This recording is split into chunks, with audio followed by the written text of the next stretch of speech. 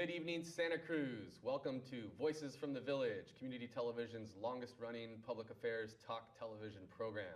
I am your host, Sandino Gomez, and we're going to be chatting with three fine gentlemen today, all of which I definitely do not want to intimidate because they're going to potentially be the next sheriff of Santa Cruz County. Yes, that's right. Tonight on Voices from the Village, we're going to be talking to Bob Pursley, Jim Hart, and Roger Wildy about why they think they are the best candidates for the sheriff of Santa Cruz County, and your opportunity to ask some questions as well. This is, May 12th, Mother's Day. Happy Mother's Day, Mom. I did say that first time. And yeah, we're going to be talking to these gentlemen about kind of what their vision for Santa Cruz County Sheriff is, what are some of the changes they hope to make, what are some of the things they'd like to continue, and yeah, it's going to be our opportunity to learn a little bit more. The special election is, I guess the primary election is June 3rd, so if you haven't already, get out there and register to vote, participate in our process. A lot of folks don't know they can actually elect the DA and elect the sheriff of a county, and that's a very powerful position that often gets neglected. But here in Santa Cruz, we have a very unique three-way sheriff's race, and we're here with all three candidates tonight. Across from me, we have Bob Pursley. His website is pursleyforsheriff2014.com. To Bob's left is Jim Hart. His website is hartforsheriff.com. And then to Jim's left, we have Roger Wildy. And Roger Wildy's website is rogerwildyforsheriff.com. So you can learn more about those candidates there at their websites, and there's probably going to be some more public forums and opportunities for you to get a chance to speak to them, ask them some questions about the issues that you're concerned about. So keep your eyes out. These gentlemen are very willing to engage with our community, and we're lucky to have them here tonight. So welcome, gentlemen. Thank you, Sandino. Yeah. Thank you. I'd like to point out my website is wildyforsheriff.com. Oh, I'm sorry. Sorry. Okay, yeah. Wildy Sorry for about Sheriff. Let's get it right. Let's not misdirect them. Okay, wildyforsheriff.com.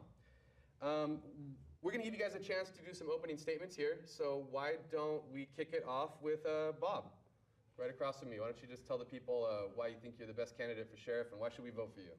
Good evening. Happy Mother's Day to all the mothers out there. I'm Bob Pursley. I'm the candidate for sheriff of Santa Cruz County. I was with the sheriff's office for 33 years. I retired last year. While employed at the sheriff's office, I rose to the ranks of deputy all the way through lieutenant. I retired as a lieutenant. During my time there, I was in just about every bureau, had a chance to work in every bureau and supervise every bureau as a sergeant and lieutenant. I was in narcotics. I ran the coroner's unit. I ran the gang unit. I was patrol watch commander when I retired. I was also the SWAT commander and bomb commander. I believe I bring several skills to the table as a future sheriff because I have the ability to have tactical and critical thinking. And as being retired for the last year, I had the ability to go out and talk to people about the community and how the community felt about the sheriff's office. While I was with the community and getting unbiased information, I found out that the sheriff's office isn't doing a very good job. And I was under the impression that we were even when I was there. But now I have people telling me the truth. And that is an eye-opener for me. So based on that, as your sheriff, I would endeavor to make the sheriff's office a better sheriff's office that will serve the community and also reflect the community as a whole, because the sheriff's office right now does not currently reflect the community that it serves. I will look to hire more women and minorities to balance out the ranks of the sheriff's office. And that was also telling when someone pointed out a picture to me from the front of the Sentinel on the opening day of the new sheriff's office in Live Oak. Primarily in that picture were all white males. And that was a very telling picture for me. And my goal now is to strive to change that impression. Thank you, Bob. Thank you. To Bob's left and coming up with his, with his opening statement, we have Jim Hart. Welcome, Jim. Thank you, Sandino. Yeah. Well, I just want to thank everybody for joining us tonight and also wish everybody, all the moms out there, a happy Mother's Day, especially my mom and my wife.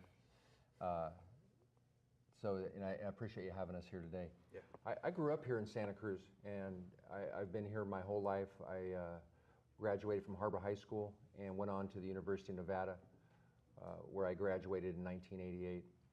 Upon graduation, I was given multiple job offers, and I could have gone to a lot of agencies, but I couldn't wait to get home. There's no place like Santa Cruz County. I love Santa Cruz. I love the people here. I love the beauty of the county and everything it has to offer. And so I couldn't wait to get home and start serving the community that was so good to me as I was growing up. I started out as a patrolman in 1988 and worked my way up through the ranks from deputy to sergeant to lieutenant to chief deputy. And I'm currently a chief deputy in administration. I'm the highest ranking deputy sheriff in the office that's not elected. I was the chief deputy in corrections in 2011 when prison realignment hit.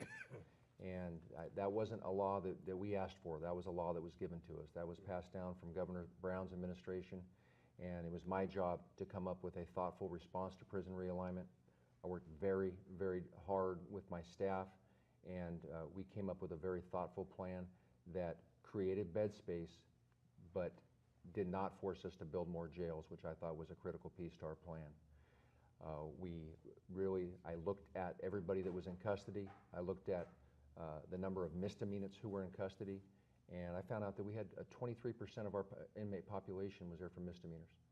And I really worked hard to get that population out. We used risk assessment tools. We assessed them out and put them on electronic monitoring, work release, sheriff's parole, and made some bed space for the 70 or 80 realigned inmates that were coming to us each year. We've now hit a leveling off stage where we have as many attriting out or timing out as we are receiving. So I think we've received about the level we're going to be at for quite a while now. We're not receiving thousands of state prison inmates. We're only receiving about 70 a year right now. I'm currently the chief deputy in administration, where most of my job is writing and managing our budget, which is about $75 million. I also oversee our 340 employees that work throughout the sheriff's office. I'm in charge of our community policing division, and I'm proud to say that in a recent poll, the sheriff's office received a 71% approval rating, which was the highest rating that any county department had. So I think our people are doing a great job. As the next leader of this organization, I'm going to strive to do an even better job. But I'm really happy that our people have done more with less now for many years. We are starting to see the economy come back, and we are going to be refunding 7 new deputy sheriff positions here in the coming year. And as the sheriff in year 2 and year 3 of my term, I want to get all 17 positions back that have been unfunded since the recession hit.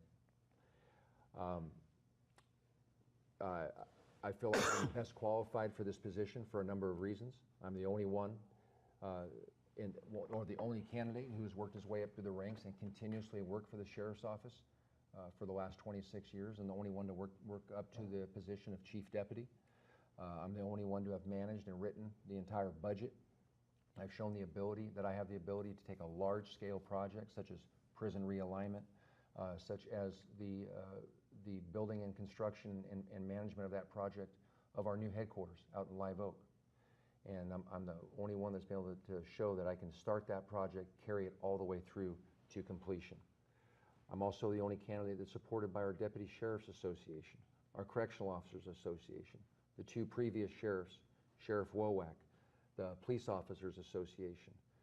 All of those people and all of those groups have worked with us. They all know us, and yet they have all chose to endorse me. In order to run an operation this size or a law enforcement agency this size, you have to have the support of the people who work for you. And if you don't have that support, it's almost impossible to run this office. So I do have that endorsement, and I do have that support. I also have the support and endorsement of 4 of the 5 Board of Supervisors, the 4 city mayors from Scotts Valley, Capitola, Watsonville, and Santa Cruz, a majority of every city council, and most of the fire chiefs. I have these relationships in place, and there are crucial relationships to running a sound sheriff's office. Excuse me. Public safety is my top priority. And I will work very hard to make sure that Santa Cruz County is a place where everybody can live safely and without fear. I watched that video too online on your website, a little bit about the new center. Yeah. Kind of interesting little tour. Yeah. It's going to be really work well for our office and for the community. It's going to be great. Probably quite an upgrade from the basement. It is. Yeah. Yeah. Roger, Well, convince me, man. all right. Happy Mother's Day, and I apologize that I've got a kind of an allergy attack, so I might sound like Mr. Froggy when I'm talking. I was born and raised in Santa Cruz County, raised in Live Oak, went to SoCal High School. I spent 4 years in the Navy, and then I went to UCSC and got my degree in politics from UCSC. I went on to San Jose State University and got my master's degree in criminal justice administration, and I'm also an FBI National Academy graduate. I'm an independent candidate who's not part of the political machine, which is what I'm mostly proud of. I base my decisions on facts, analysis, and I look at things from all sides from the left and the right, and try to come up with the best decision possible based on good decision making rather than ideology or politics. For example, I think marijuana enforcement is ridiculous in the county the way it's been done, and low-level marijuana enforcement should not be any kind of a priority and will not be a priority in my administration. On the other side of the spectrum, currently there are only 25 concealed weapon permits in the county, and that's ridiculous. So, I think there should be a more reasoned process for issuing those, particularly based on the Ninth Circuit Court that holds that California is a shall issue state. Jim Hart has said that he doesn't believe in that, and that he won't even give permits to correctional officers. So I'm different in that regard. But I look at things from both sides of the spectrum. I'm running because the current sheriff's administration has consistently failed the community in providing basic public safety. They've had 4 years to do it, and we're hearing all kinds of excuses, but all the people are dissatisfied. And the deputies are dissatisfied. They're leaving in droves. They hired 16 people last year. Those were all people that were dissatisfied. There's the public safety. Public is in jeopardy because, as Sheriff Wolwak said in his report to the board on March 11th, in contrast to state and national trends, violent and property crimes have increased in the unincorporated areas of the county. We're seeing the tip of the iceberg with that, because with AB 109, thousands of prisoners are going to be released. Governor Brown has managed to delay that, but it's going to happen. And the office currently isn't making any provision for those prisoners other than this program that perhaps has won awards, but it's not proven at all. There's no statistics to back it up. Hard drug use and gang problems are rampant in the county. They've dramatically increased. The sheriff has turned the gang enforcement unit over to the district attorney's office and the drug enforcement unit, and the number of deputies and officers in those units is a fraction of what it was years ago, not too many years ago. And this is a part of the homeless issue, the mental health issue. I mean, this is something that I'll probably speak more on later on, but we need to address the hard drug use problem, methamphetamine and heroin, not marijuana. Hard drug use the minimum security facility closed 4 years ago because it needed repairs. It had some problems that it could have been fixed. That facility could have been, under this $25 million grant, could have been used for a couple of different things. It could have part of it could have been used to kind of thwart the revolving door aspect of it, but it could have been creatively utilized to house homeless people and get them off the street and put them perhaps in a program to fix the roads, which have been in disrepair for 40 years around the county. and have you talk about a transitional program. We might be able to transition those people back in, give them food, give them a place to stay, and perhaps it would be the beginning of a turnaround with that. These are the kinds of innovative solutions that I would like to use. We could have also had a mental health facility out there that was specifically allowed in the grant.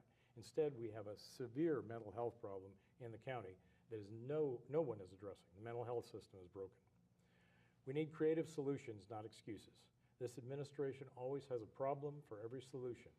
I have a solution for every problem. Fair enough.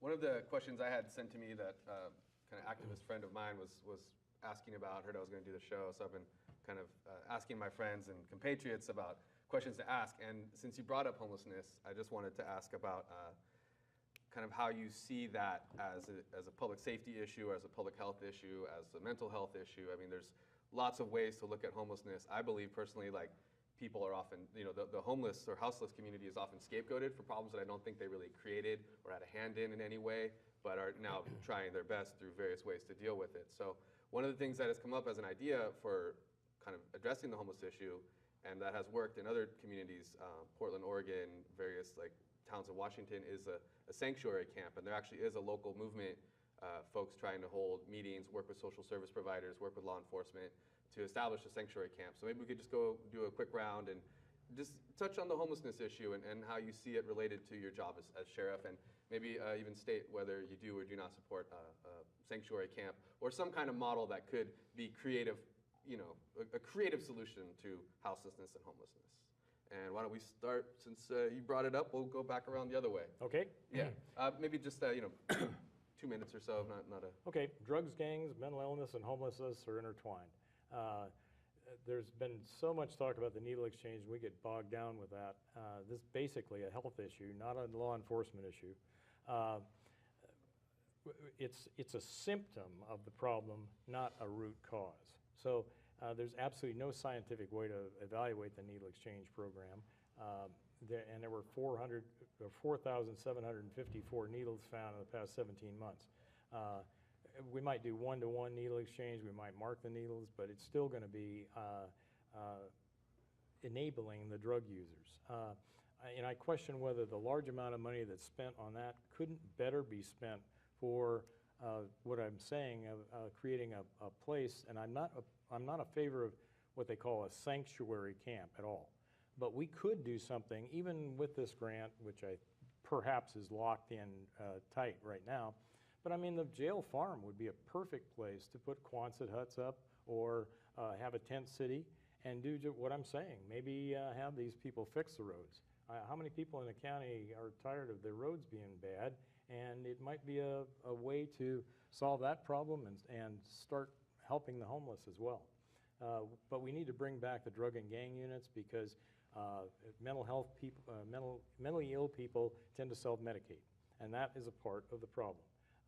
And the gangs bring those drugs into the county, and it's so cheap now, because so much of the drugs are coming in, that it's become a haven for people out of the county to visit our county to get drugs. So that it adds to the problem. All these problems have to be addressed together, and real solutions thought of. Not just treating the symptoms, treating the root causes. Yeah. Great. Well, Jim? Sandino, as a sheriff, I will never house somebody or treat somebody as a criminal who's based on their homeless status. And to suggest that we're going to house homeless at our county jail doesn't make a lot of sense to me. I think what we need to do is we really we have to match services with needs. Yeah. And in the homeless census survey that was done, we know that 60% of the homeless have a disability, whether it's a mental health issue, a physical disability, or an addiction issue. And then 11% are veterans. 3% are unattended children or youth. And so we need to identify the needs of each of these groups and try to match up services. I'm an advocate to work collaboratively with our cities, the county, community-based organizations, mental health professionals, substance abuse professionals, the Veterans Administration, to come up with a long-term solution. Simply moving this problem from jurisdiction to jurisdiction, whether Santa Cruz is pushing to Live Oak or Live Oak's pushing to Capitola, that doesn't make a lot of sense to me. That's just putting a Band-Aid on the problem. I think Santa Cruz County and the residents here are better than that, and we've got to get away from the not in my backyard attitude of pushing these people around and try to work collaboratively as cities, counties, and groups to try to really address what's the root cause of the homeless situation and try to get some treatment and some services in there, and then match them up and try to get some housing. Nice. Bob? On the homeless situation, first off, stats are nice. Stats give you a basis, but stats do not give you the true story. And while you're compiling stats, more people become homeless.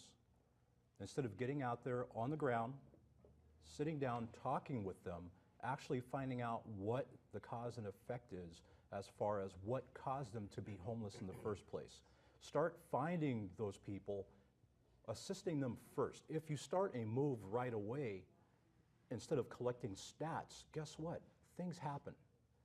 It's nice you can look at notes and say you have this amount of percent, this percent, and that.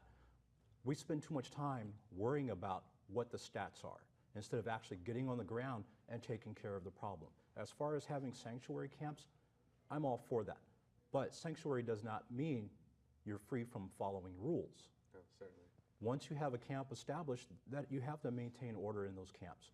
If you're willing to go with the parameters of the camps, I see them being a very viable community within themselves, helping each other to get people back on their feet, back off the street into a home outside the camp. But until we stop compiling stats and making ourselves feel good about knowing what the numbers are, as opposed to actually touching people, this is never going to cure itself. Find the root cause, find the people you can affect first, get them off the street. Then you'll be able to weed through the other stuff that's out there, the drug use, the alcohol abuse. There are people out there that don't abuse drugs or alcohol or are mentally ill that are homeless. Let's get them off the street first. Then we can go back and look at the next group. But we need to take action now, not later, because as long as you're taking stats, you're not doing anything. Thank you, gentlemen. That was insightful. I appreciate everyone's opinions and candor. Another question I had sent to me, and definitely can speak to personally, having also grown up here in the county and experienced various interactions with law enforcement. Again, I was definitely, I would say, a successful participant in some of the diversion programs, and I was put on a contract, I fulfilled it, yada yada. But a lot of people aren't that lucky, and I do think Santa Cruz has been recognized for its innovative law enforcement and helping at-risk youth, and a lot of really great things have happened, and I know the Sheriff's Department has to play some role in that. So I'd love to hear you guys talk a little bit about kind of what your plans are to engage youth that might have messed up or made some mistakes, but certainly could one day end up hosting their own television show. All right. Why don't we start with you, Jim? Well, the Sheriff's Office, we're very involved with youth right now. And as your sheriff, I'm an advocate of restorative justice programs for youth. Programs where our school resource officers are heading off crimes or heading off incidents before they could happen. I want to partner, and we do partner. I want to continue to partner with the probation department. And incarcerating juveniles for low-level crimes does not do that juvenile any good. We need to get that juvenile back in the community, get the juvenile back in school, and really look at some programs where we're reducing juvenile incarceration as much as we can. I'm a strong advocate and proponent of working with youth. I've been a basketball coach at Scotts Valley High School for many years. I think we can really do some prevention by getting involved early and getting officers involved in children's lives early and get the community involved. The school resource program is a very successful, school resource officer program is a very successful program. By having youth get used to talking to the police, we've gotten away from the DARE programs and those type of programs over the years. But I think some sort of intervention at that age, not necessarily intervention, but some involvement at that age is important. Right now, I'm advocating for a school truancy program where kids that are chronically truant, and chronic truancy is defined by 10 absences or more in a year, where law enforcement, the DA, probation, and the schools are working together to get that child back in school. And they're working with the parents and the child and the school as a group to quit the absenteeism and get that child back in school so that they get their education. I think those type of models are excellent prevention. Cool.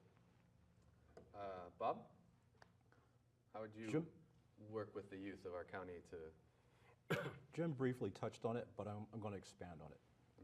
Parents, everything starts in the home first. You have to be able to identify those behaviors and have the parents be able to identify the behaviors that would actually set the youth on a negative spiral, on a bad path. That's our job, is to bring it to the parents and say, look, these are the things you need to start looking for. Head it off in your house first before law enforcement becomes involved. If it becomes such that law enforcement has to be involved, then we bring the schools in, we bring the parents in, instead of just coming at you like, here the cops come, we're going to deal with you. Right. It should be a collaborative effort, and that should lead the youth into a positive path to follow, as long as there are guidelines and expectations placed out there that they know they have to meet. I think this will actually bring them into a better path for success. Without a path for success, there will be none. And if you don't have people that are helping you down that path and the correct path, success will never be met. So it has to be a collaborative effort on all parts, not just one part, the other part. Everybody working together, but it all starts in the home. Certainly. Roger? Well, there's a lot of good programs out there that work some of the time. But you know, I started the school resource officer program for the sheriff's office. And pardon my voice. Years ago, I started the school resource officer program, and I'm believing that you should know something about what you're in charge of. I went to the school resource officer school with the first school resource officer, and John Scanlon, who lives over in Hawaii, and he's still a big fan of mine. And I work closely with Ron Kinninger, who still works actively in the schools. Really nice guy, very smart guy, and he's a big supporter of mine as well.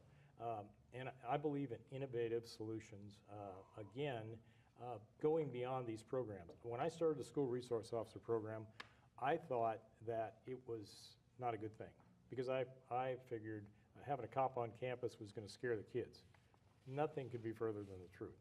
Having a cop on campus lets them identify, get to know the deputy on campus, and establishes a relationship, a communication that goes a long way. I think we should expand on the school resource officer program and have school resource officers or security guards. We have security guards with the sheriff's office, and I'd like to expand on that and have them on virtually every campus, including elementary schooes. And after Columbine, I conducted all the training with the schools for the emergency planning and things like that. And I came up with training scenarios, tabletop exercises, to be able to train the school personnel on how to react to these kinds of emergencies. The same kind of thing could be done with the youth. We could have a tabletop exercises that would be fun for the kids, would capture their imagination, and get them to really start identifying with the deputies and the security guards on campus. And with that relationship, even if the parents aren't the best parents, if they're your friend, it's like I worked out with my two sons for years every day after school. And after about 10 minutes, they'd start talking to me and telling me what was going on. And that's what kids do, So if you got that relationship and communication, so it needs a personal relationship. So that's what I would endeavor to do. Okay, great. So we have a question from our call-in audience, I believe, here, and it's directed at Jim. And this isn't my question, but apparently, someone has asked, did you at one time say medical marijuana is as bad as heroin?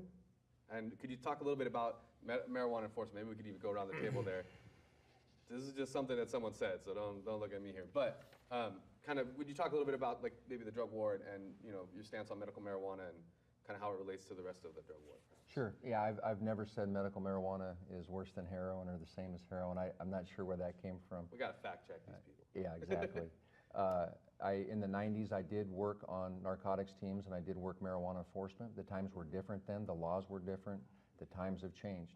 Both of these gentlemen, they both worked on narcotics enforcement teams over the years as well. So you have to be able to adapt with the times. I've worked very well with the medical marijuana advocates over the years.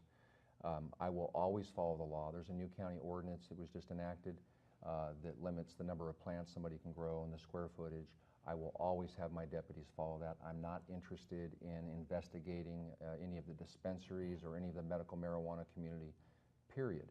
I do have the support and the endorsement of Ben Rice, who is a strong medical marijuana advocate and an attorney in town. The local managing partners of the Public Defender's Office, Larry Bigham, John Minsloff, and Jerry Christensen, they both support and endorse me because they know that I'm always going to follow the law and do what the law says. Cool. Bob, would you like to share your policy towards medical marijuana and kind of just touch on anything on the drug war? Sure. I was a narcotics officer. I was undercover for 5.5 years, total time. I worked in Santa Cruz. I worked in the Bay Area, pretty much up and down the state. The drug war was one of those wars that was necessary at the time. Was it a success? No. Right now, there is a change afoot. Marijuana is going to be legal soon. But with that, you can't lay off of the laws that are set forth. The dispensaries need to be able to operate and operate safely. They need to be able to get their product from possibly licensed and certified growing operations. That will preclude the growing operations that are happening in residences, which cause fires and neighborhoods burning down. Environmental impacts because of illegal grows outside. Once we have parameters set for the dispensaries and how they get their product and monitoring that, then we do need some type of enforcement wing to actually make sure that the illegal actions are being stopped.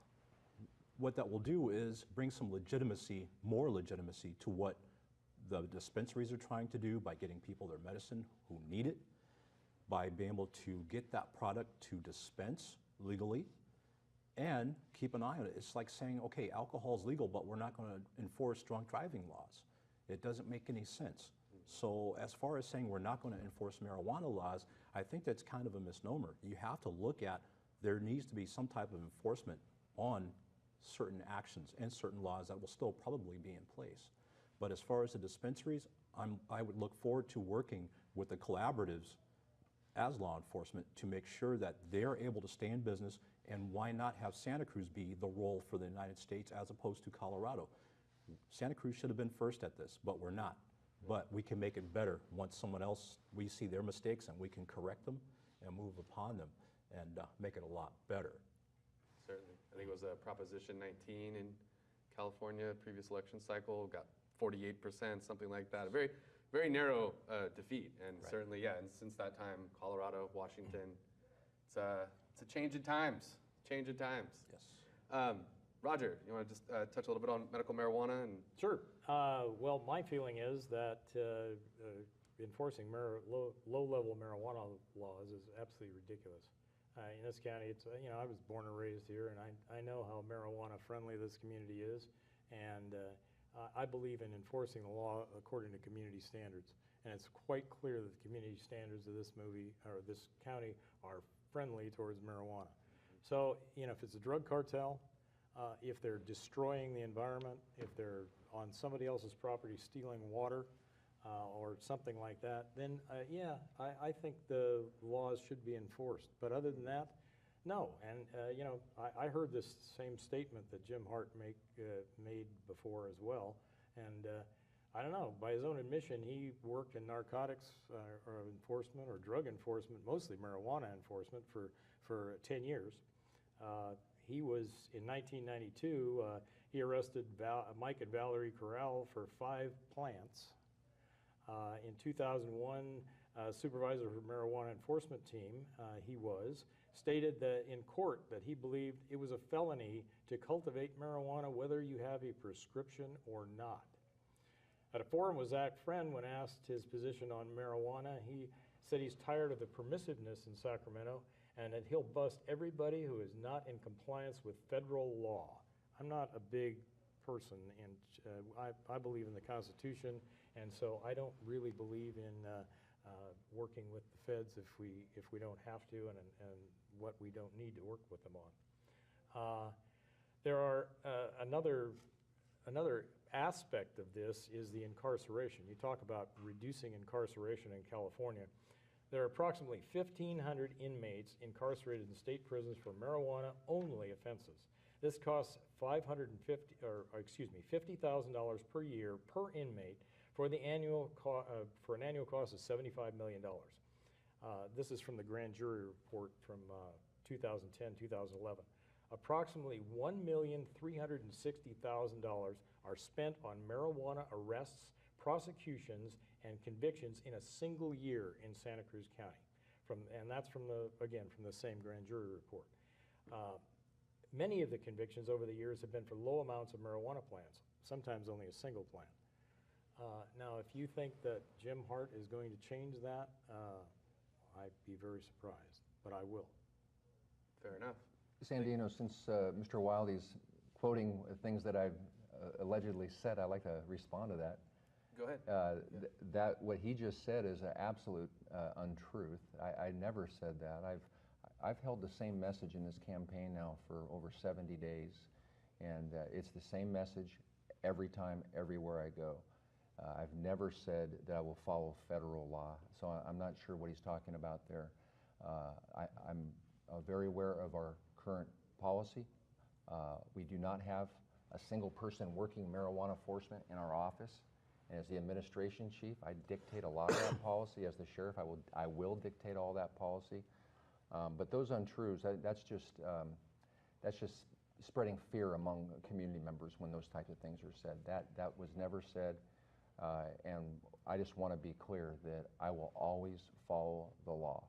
And I'm not talking about what the DEA enforces, because they don't really work in this area. I'm talking about what our local laws are and what the laws are in the state of California. Fair enough. Yeah, I mean, certainly positions can change, and I think that's a very important aspect of any thinking, rational individual is you can, move forward, and there's nothing wrong with change and change in policies and change in laws. I think it's a very good thing. So,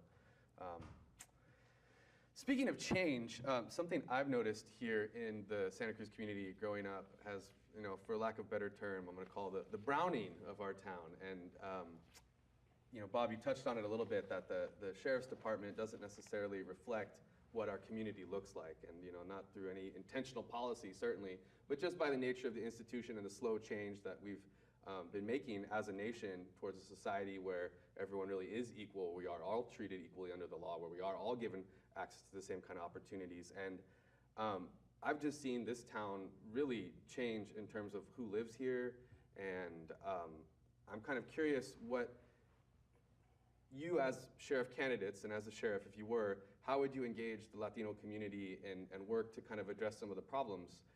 In particular, I do think of kind of incarceration and the fact that, I think as a population, let's just say, Latinos, African Americans, we're overrepresented in, facilities of incarceration, and I think underrepresented in a lot of other important places.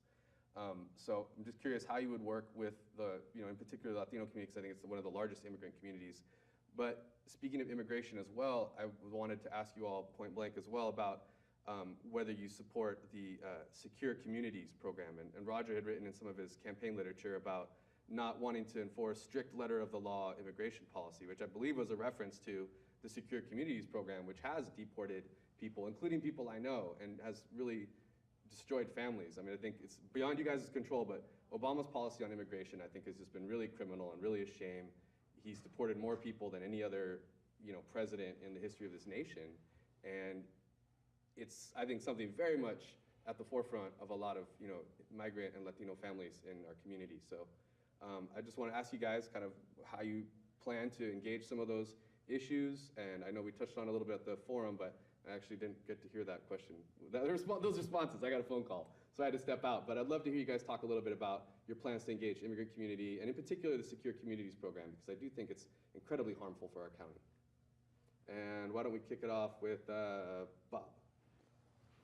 First off, I would actually engage the community, not by having a committee, but actually going into the community, sitting, talking with people, go where they live, go where they socialize, go where they shop, to actually get a random sampling of their opinions.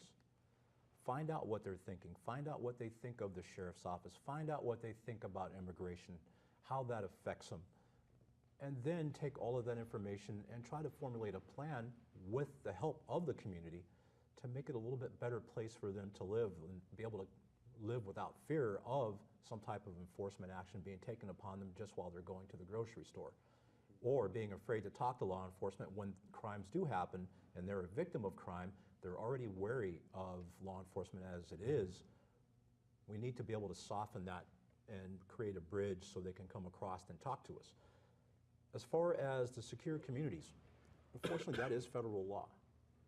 But that was actually based on incidents of terrorism. So what the federal government did was they cast a wide net. That net was supposed to catch anyone from those quote-unquote terrorist countries coming in here. Unfortunately, it didn't differentiate between a terrorist and someone who came into the country illegally for the purposes of employment, bettering their families' lives, and trying to get their citizenship. They tried to correct it a little bit by the amnesty program, but I think by then it was too late because so many people had been affected. I think that this needs to be changed, but it's not going to change overnight, and you actually have to get the people to move themselves on it, not just wait for us to do it, because as law enforcement, we're too small of a community to make a greater impact on it, as opposed to the people standing up and saying enough is enough. So that's how a lot of change is made.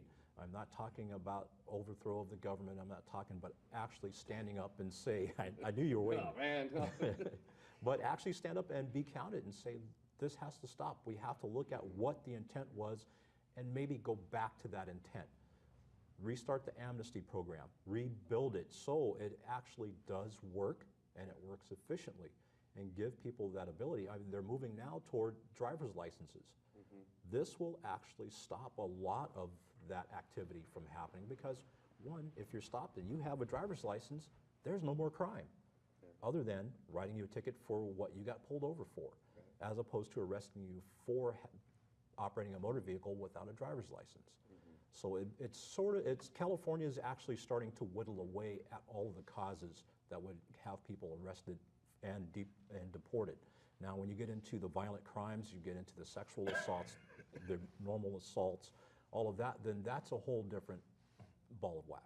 Certainly. But as far as being able to go from your home to the grocery store or pick your kid up at school, you should not have to worry about being stopped and deported just for those normal everyday activities.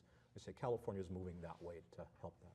Great. Swing over to Roger. Well, I think the enforcement of immigration is ridiculous in this community. I was born and raised here, and it's been an immigrant community since before I was born, when the Dust Bowl ended. And the people here a lot of people kind of want their cake and eat it too. They want the migrant workers doing the hard work that nobody else wants to do in the fields, but yet they don't want them in the community. And you can't have it both ways. So again, I tend to look at all sides of the issues, and I don't go by party lines. And I know there are a lot of people who disagree with me on this, but I will, it's like the NDAA and other federal, intrusive laws that they use for a whole bunch of things. They came in and took the guy's cattle in Nevada. That was a fiasco. I don't want to see that happen in Santa Cruz County. Yeah. The sheriff is the chief law enforcement agent, or chief law enforcement official in the county, and I would stand up to the federal government and say, look, we'll work with you to felons, high-level offenders, sure. Violent offenders. Violent offenders. We don't want those people in the community. But as far as low-level offenders, it's a travesty what goes on, because they end up getting deported, then they pay the coyotes $5,000 to come back across the border.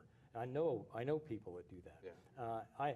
But I personally help people that have been victimized. I know a guy that works at the local market, and he's a great guy. And he was sitting in his car drinking a beer, but because the keys were in the ignition, he was arrested for drunk driving. And I personally went to court and got his offenses expunged so that he could become a citizen. And he is now a citizen. Very proud of it. So I'm the kind of guy who's going to personally become involved in those things, and I want to bond with the community and let them know that the sheriff is not their enemy, that the sheriff wants to work with them. Great, thank you. And Jim? Well, first of all, as your sheriff, I will never have my deputies check immigration status in the field. That is not their job. When I was the corrections chief, I saw the amount of net widening that was going on with the Secure Communities program. There was people coming in on driver's license violations or public intoxication. One time arrest, they had a bad night, something happened, and 24, 48 hours later, they're on a plane to their home of origin. Right. And I saw the impact that was having on local families, hard-working families, and people who have been here for a long time. So what we did is we took, I had all the non-retainable offenses pulled out of the system so that the people arrested for those violations, those fingerprints were not sent to Secure Communities. And that had a very, very solid reduction in the number of ICE releases that were done. It almost cut it in half.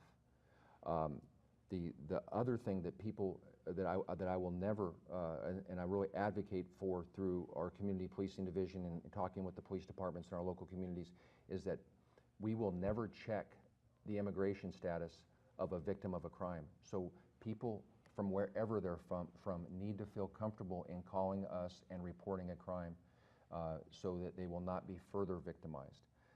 Right now there's some challenges because if a woman is a victim of a domestic violence, she's afraid to report it because then the sole breadwinner of the home is then deported. Right. And we've changed some of our reporting on this, and you're going to see some big changes coming up in the next week on this. The other thing I want to touch on is the AB 60 and the driver's license bill. Some surrounding states have tried this, Arizona and Nevada, and the initial fail rate was over 90% in both those states. So what I want to advocate for, because I'm a proponent of the driver's license, I think it's important that everybody has a driver's license, that they understand the rules of the road and they have a piece of identification with them. But I'm advocating for our local colleges, our local county office of education to put together a training class on how to pass this test. What these surrounding states have found is once somebody took a class on how to pass the test, their pass rates were right in line with the national or the state average. So it's great to have a driver's license bill, but we need to give these people who are applying for them a chance to pass it through some education. Yeah. But I want to be real clear on Secure Communities. As a sheriff, I understand the challenge with that. There's the big challenge that's been around statewide with the 58 sheriffs in the 58 counties is that in one piece of the document it says this is a demand to produce this person, and the other says it's a request. Well, the chief of Homeland Security, Daniel Ragsdale, recently put out a memo to all 58 sheriffs saying it's no longer a demand, it's a request. So with that gives you some leeway. With that, coupled with a new case law that just came out of the circuit court in Oregon, you're going to see some huge changes in local immigration policy here in the next week. Glad to hear it. We are getting towards the end of our show, and I'm going to give you guys a minute or two to do a closing statement. But I thought before we do, why don't we just take a minute and we could ask everyone, what does community policing mean to you, essentially? Like, what does it mean to be involved in the community in a significant way, beyond like just enforcing the law, but like what role can the sheriff's department play in creating healthy communities right here in Santa Cruz County? Let's see, whose turn is it? Why don't we kick off with you, Jim? Well, our community policing division, since the budget cuts, it was a very robust program since the budget cuts. It's still in place. They're still doing a great job in our community policing division. But we have 6 substations throughout the county, and we have supervisors or sworn deputies in every one of those substations except one. And it's a very important piece of each community in San Lorenzo Valley, Aptos, South County, the Summit, Cabrillo College, Live Oak, where people living in that community have a place to come and talk to an officer, report a crime, ask a question. But the other thing that these substations do is they do community outreach, things like Neighborhood Watch and National Night Out. And they run our Sheriff's Activity League, where we service over 500 kids in Junior Giants baseball and futsal. And people feel comfortable talking to our officers. And so I think our community policing division is robust. We're going to continue growing it with the community volunteers. As your sheriff, I want our volunteers out patrolling neighborhoods. I want them doing vacation watches. I want our volunteers active in the community so that we have that connection from the community to the sheriff's office. The last thing I want to do through our community policing division is have a sheriff's advisory group. That when I'm sheriff, 11 people from the 11 beats in the county and 4 people from the 4 cities will come and meet with me monthly and talk to me about problems or challenges they're having in the areas where they're living. I want to be open, I want to be transparent, I want to have that communication with the community. Great. Bob, what does community policing mean to you, and how would you implement it here?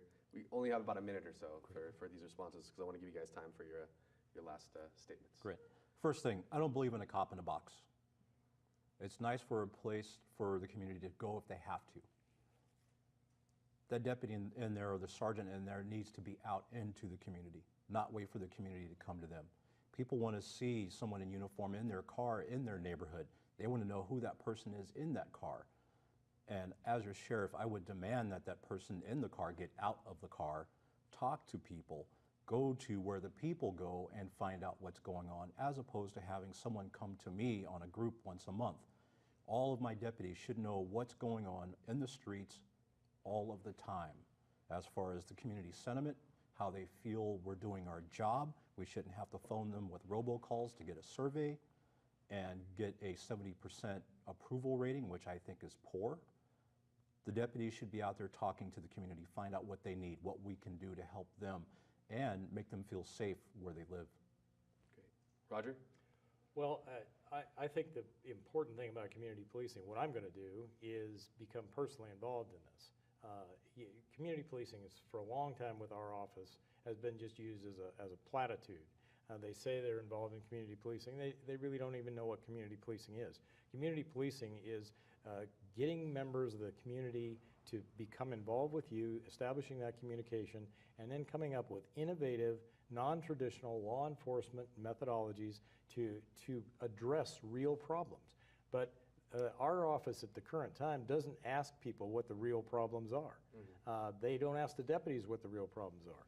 I want to see community volunteers in every area of the county, and I want to personally attend meetings with those people. I don't want an advisory group that's going to become politicized and tell me what the local people that think they're important want.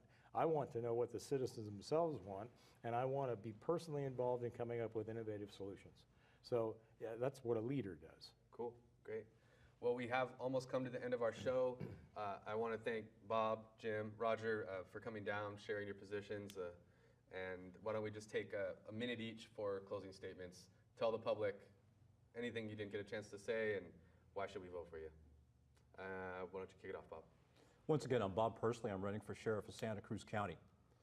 I am not heavily endorsed by any group at all, which I'm actually kind of proud of, because as your sheriff, when I make a decision, I will not be beholding to any one group to make sure that I did the right decision to make them happy. I'm making that decision to make the community and the county of Santa Cruz happy, not one special interest group. I don't have their money, and I am not using that as a concern or a consideration when I make the decisions. I make the decisions for the best of the community, and once again, for the best of Santa Cruz County. I will be fair and impartial, and make sure, once again, that our office reflects the community that it serves. and make sure that it will serve it appropriately. Great. Roger? Well, as with Bob, I'm proud that I don't have any of these political endorsements because I'm not beholden to anybody. But what I want to do is take a look at the practical things that have been just totally neglected and lost. We often have only 7 deputies on the street. I would put, until we can get some more money, I'd take people out of other areas and put more deputies on the street, bring back a 4th shift so we have double the number of deputies on the street in the evening during the highest crime times. I'd bring back the reserve program. We could have 50 reserves in a very short period of time. Things like that are important. That's what I want to do. I want to take a practical look, and I want to be a leader in that endeavor.